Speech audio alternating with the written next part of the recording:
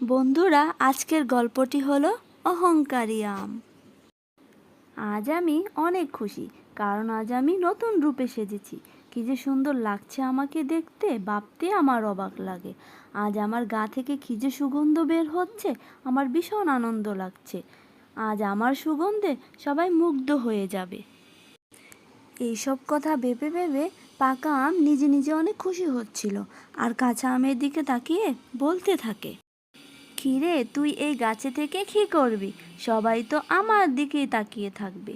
তুই তো সেই আগের মতোই আছিস।